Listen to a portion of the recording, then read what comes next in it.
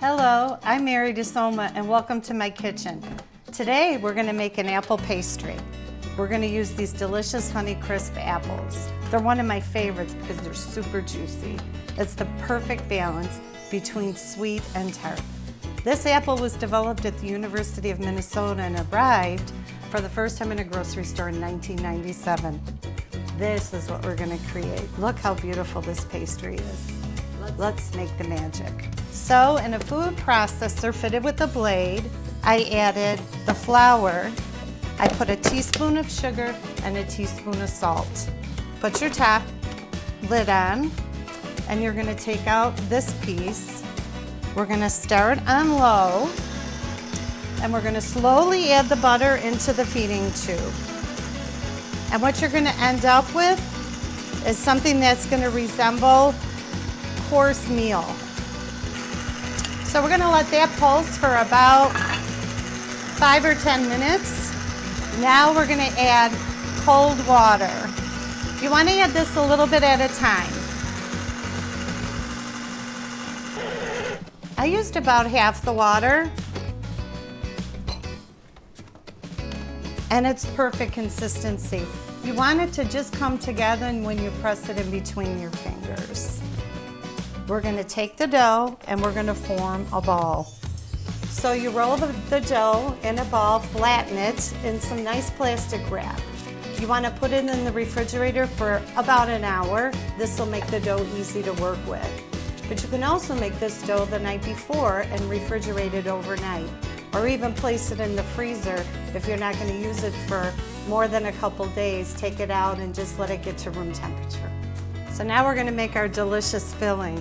We're going to use some dried cranberries, brown sugar, chopped walnuts, and equal parts cinnamon and ginger.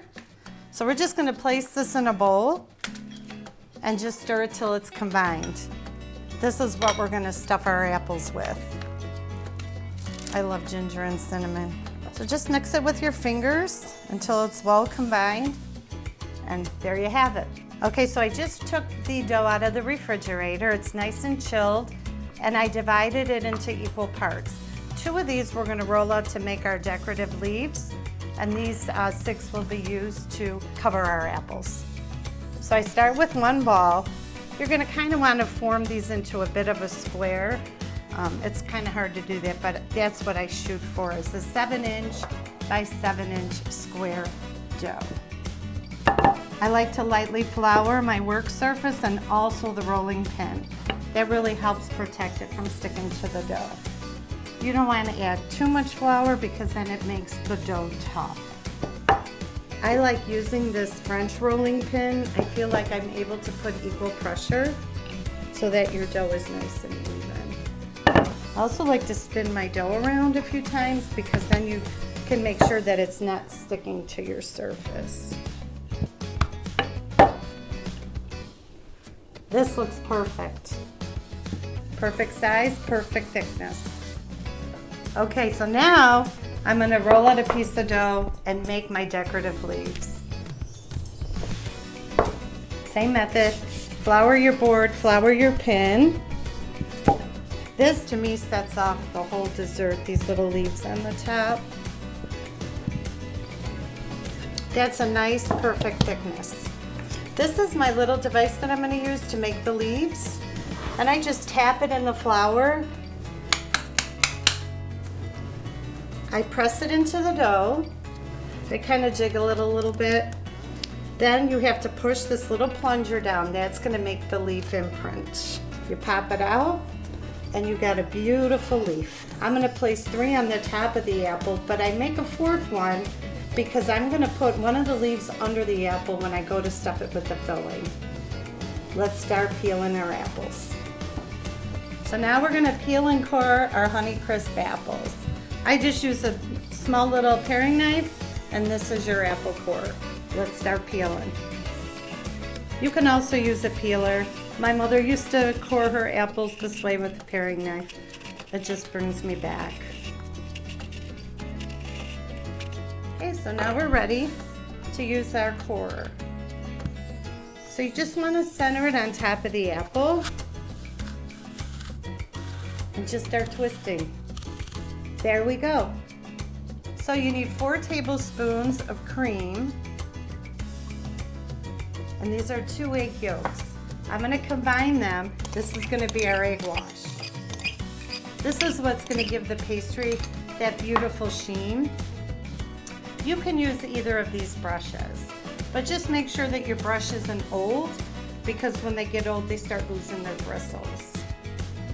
So I just mix that up. Get it good and mixed. That looks about right. This is gonna look nice and creamy. So what you want to do is you want to brush the egg wash on top of your pastry dough. This is going to help the pastry stick to the apple. So now with my apple, this is my little trick. I love it. I just place one of the leaves underneath so that when I go to fill it with the filling, it doesn't come out the other side. So you just want to fill it. Place your apple in the center, and now you're going to start lifting the sides. Okay, and then you want to go for the other 2 sides. So I kind of open it up like this, and I put it up on top, and then I just press these little pleats to the side like that. And then we've got this last little side. Just pull it up on the top. Tuck the pleats down, and your apple is wrapped in the pastry. So now we're ready to do another wash. I just do an even coating, making sure to keep the pleats down on the sides. Okay, so now it's time to place our leaves on top. 3 fits perfectly. So this is your final product. Isn't it pretty with the leaves on top? So now we're just gonna place it on the cookie sheet. Now we're gonna set our oven to 375. Once your oven is heated, place your apple pastries in the middle of the oven, and it'll bake for approximately 40 minutes or until golden brown. Well, let's check our apples. Oh wow, they are perfect. I think I'm gonna pull them out of the oven. They're nice and golden brown. I love this caramel sauce. It just has 3 ingredients, and then I just put a little bit of Grand Marnier in at the end. Super simple to make. I take my butter, I put it in the pan, and I put it on medium, low heat, and we're gonna want this butter to completely melt. And we're gonna use this caramel sauce. You can drizzle it right over the apple pastry. And also we're gonna put a little bit of vanilla ice cream next to the apple pastry, and you can even drizzle the caramel sauce on the ice cream.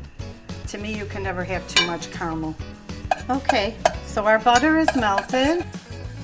We're gonna go ahead and add the brown sugar. You're just gonna stir it just to incorporate those 2 ingredients. And then now you're gonna go ahead and pour your cream.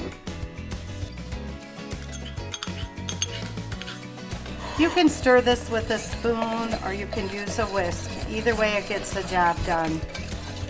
So you want to heat this up till it's nice and bubbly, and then we're going to pull it off the stove, and we're going to add a little splash of the Grand Marnier.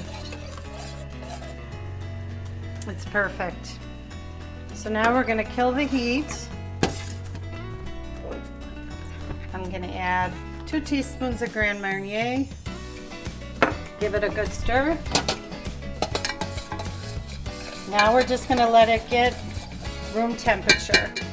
Now we're ready to serve up the apple pastry. So I have my favorite vanilla ice cream, and I put the caramel sauce in this nice bottle so I can do a pretty drizzle. I think I'm going to have to make this one again. Thank you all for watching. I hope you enjoy these recipes with family and friends. To see the full recipe, see below. And don't forget, follow me on Facebook and Instagram at Blame It on Biscotti.